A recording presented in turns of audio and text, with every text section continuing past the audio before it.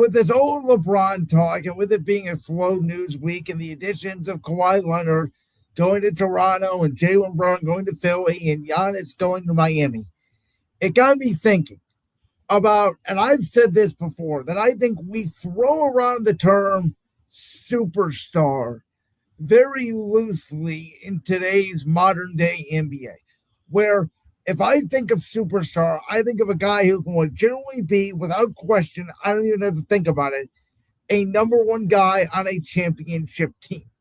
Then there are, in my opinion, stars, which are sidekicks, supporting cast, clearly number twos, could be number ones, maybe down the road one day in the future, but right now don't feel that way.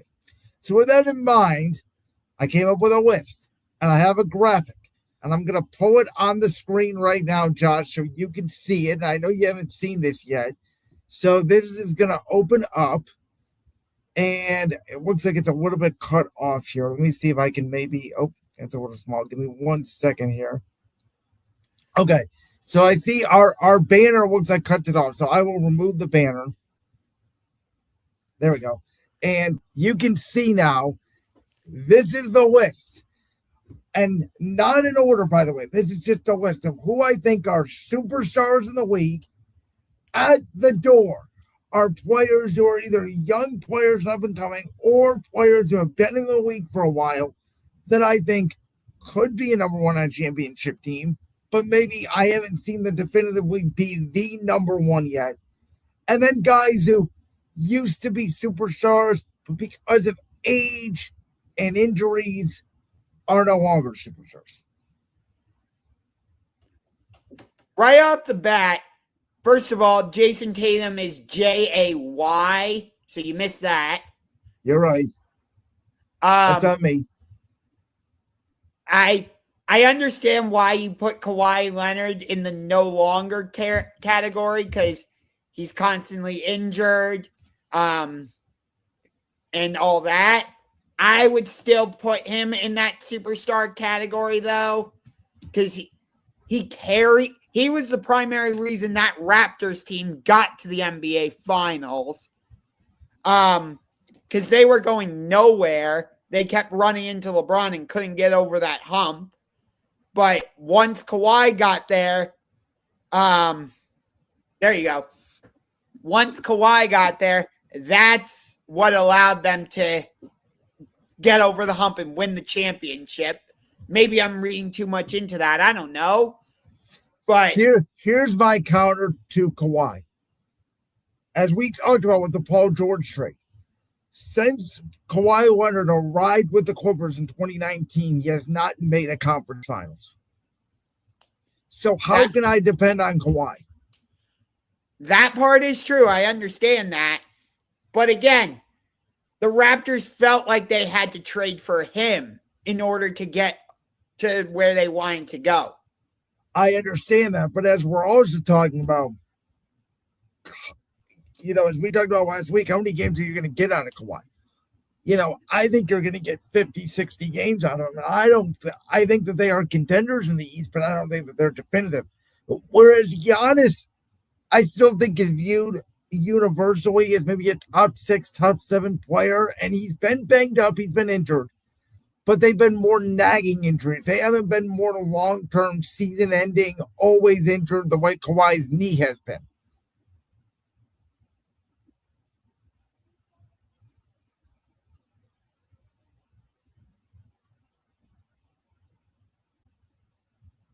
If you're speaking, you are frozen, and I cannot hear you.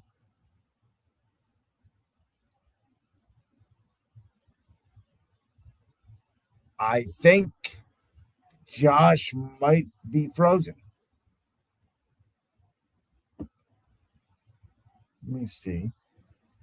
Let's remove Josh. We're having some technical difficulties here. And yeah, Josh is no longer on the screen. So let's see if he texted me. But basically, this is a live championship rings here, folks. It's a live show on YouTube. So technical difficulties happen. My thought on this was Nikola Jokic, Victor Wembanyama, Shai Gilgeous-Alexander, Anthony Edwards, Luka Doncic, Jalen Brunson, Giannis Antetokounmpo, LeBron James, Steph Curry, Tyrese Haliburton, and Cade Cunningham is the new one I put on there because I do think he showed the ability of what a superstar is, where he carried the Detroit Pistons to that number one seed in the Eastern Conference. He was clearly their best player on a team that nobody expected to be the number one seed coming into the season. Cooper Flag, I think he's going to be a superstar in Dallas. Dylan Harper, I've already said, I think he's going to be Victor Wembanyama's running mate in San Antonio for years to come. He showed me so much in that NBA Finals series. Donovan Mitchell, we've already talked about, obviously. I think Tyrese Maxey and Jaylen Brown are very similar players. And I understand that Jaylen Brown has the ECF MVP and he has the NBA Finals MVP. But some people will still argue that him and Jason Tatum are very similar players. So I'll put them both there in the same category. Josh is now back. Welcome back. I don't know what happened. I suddenly had some type of Wi-Fi issues or something. Well, it's a live show. Things happen. So my definition of a superstar, and by the way, let me explain also why I put Cade Cunningham in the superstar list. Because I think Cade Cunningham, this postseason, put the Detroit Pistons on his back. He came down 3-1 against the Orlando Magic when he was really their one true great player. Jalen Duren had disappeared. Tobias Harris had some nice moments that were a little bit unexpected, but this Detroit Pistons team was never thought of as legit being the number one seed in the Eastern Conference, and Cade Cunningham is viewed as that guy to put them there. So I do think Cade has earned himself to be now in that category. Since you brought up the Orlando Magic, I got to ask about this guy. Where's Paolo Banchero? I think he's a very good player. That's how I see him. I view him right now as like what Jimmy Butler used to be in Miami. Like a top 15, top 16 player, maybe better in the playoffs. But we haven't really seen Paolo Banchero win a playoff series yet. And we don't know how good he's going to be, in my opinion, because we haven't seen him play a lot because he's also been banged up. I would still put him in the at the door category. A lot of it depends on the pieces that Orlando puts around him. I like the Wagner boys. They've got Desmond Bane. In my opinion, Banchero belongs in the at the door category. But what I was going to say before my connection issues, I think it's interesting that you still have Steph in the superstar category. Yeah, it's debatable. I get it. He's been injured a lot. With Steph, a lot of it is just marketing and appeal. And you hear Steph Curry and you hear other players like LeBron potentially thinking about playing with him. And obviously Golden State still thinks he's a superstar because they're still trying to build a retirement home around him. Yeah. Steph, I don't know if I would put him quite in the superstar category because he doesn't have that same I don't want to say reliable, but it doesn't feel like you can count on him to hit the crazy 3-pointers like you did earlier in his career. It's fair. I mean, if you're going to take Steph out, would you replace him with somebody? So I'm not. Maybe Jaylen Brown. Maybe I want to see. That's the one I would argue the most in place of Steph. I will tell you what I think. In a year from now, if we go back and revisit this list, Steph Curry will be out and Cooper Flag will be in.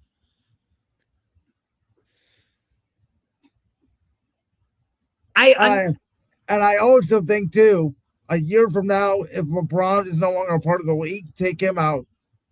Dylan Harper might be there. I do like that. I do like that you have Tyrese Haliburton in there, and SGA obviously. And again, I know these aren't in order, but for me, the other one that really stands out, I would say, and I understand your argument about Cade. I'm not quite there with him. I get your argument, but for some reason, Luka is standing out a little bit. I don't know what it is. Like, outside of that 2024 season where the Mavericks got to the finals, it's felt like it's been a little bit hit and miss with Luka. Like, he'll go through stretches where I'm like, yeah, that's the superstar I know him to be. But then he'll go through these weird stretches where it looks like he's just lost. You know what I mean? I agree. I guess this is how I think about Luka. If you were to do a draft of the entire NBA, if the NBA were to completely start over like it's a video game, is Luka not going 5 or 6? No, Luka absolutely is. But at the same time, I would say of the superstars you have listed, I would say he's one of the questionable ones. Steph is a little bit questionable for me, and so is Cade to a certain degree. Okay. The point of this exercise is everybody says, oh, there's 12, 14, 15 superstars in the NBA. And my argument was always no. It's closer to 10 than it is to 15. Yeah. I want to talk about Anthony Edwards for a second, not because I disagree with you about him being a superstar, because he absolutely is. But here's my question. Has he proven to be a number one? I think yes, because he got the T-Wolves to 2 straight Western Conference Finals and just needs to learn how to win. He needs a LeBron. I think that's one of the reasons why Minnesota reportedly was interested in LeBron and his pitching, which I don't think has a chance in hell of getting him. But I think that's one of the reasons why they were pitching it, is because Anthony Edwards needs to learn how to win, and the whole team needs to learn how to win. Yeah. Because it feels like, they traded Cat because they felt like that partnership wasn't working. And then they traded, what's his name? Well, now they just traded Julius Randle. Yes. Because they feel like that partnership's not working. And I said it last week, and I'll be the first one to say it again. The LaMelo Ball partnership will not work. That's another one. Why don't you have LaMelo on this list? Because I don't trust LaMelo. I don't trust his attitude. I don't think he has the right attitude. I don't think he's a winning player. Okay. I really like the pairing of LaMelo and Anthony Edwards, but that's my biggest question with Anthony Edwards. I know what I'm going to get from him on a night-to-night basis on the court. I know what I'm going to get, and it's going to be fun to watch. Again, not questioning his place as a superstar, but is there something about him that hasn't worked with Cat, that didn't work with Julius Randle? Like, that's the part I'm having a bit of a hard time with. Here's my take on that. Both those guys are not consistent volume scorers. And needed, a second volume scorer. Now, I get it. He works with Brunson because Brunson is more of a passer. Yes, he's a scorer, but he's a point guard. Anthony Edwards is a shooting guard. He's not a passer. He's a score-first guy. And so I look at the construction of that Knicks team and that T-Wolves team a couple years ago as 2 completely different teams. Interesting.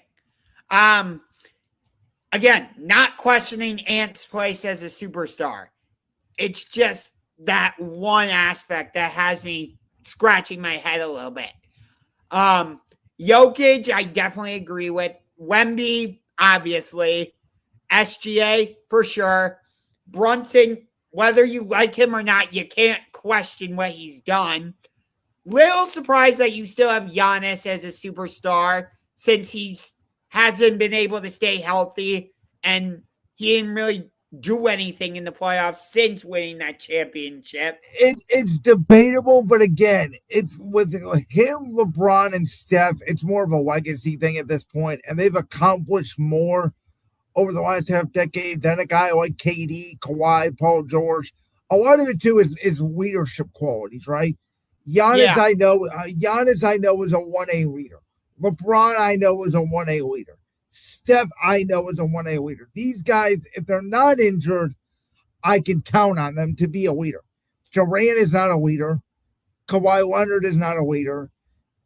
Paul George was somewhat of a leader, but was never that dominant guy, even in Indiana, since he got those injuries. Joel Embiid, you don't even know when he's going to play every night. Devin Booker has basically been lost in Phoenix for 10 years. Same thing with Damian Lillard in Portland outside of his little stop in Milwaukee. And we all know about James Harden's playoff struggles. Yes. The other, I'm not quite there with Haliburton. I want to see how he comes back from this injury.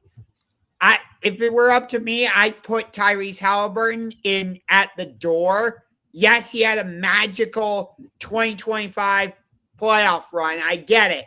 But let me see you do it more than once. That's fair.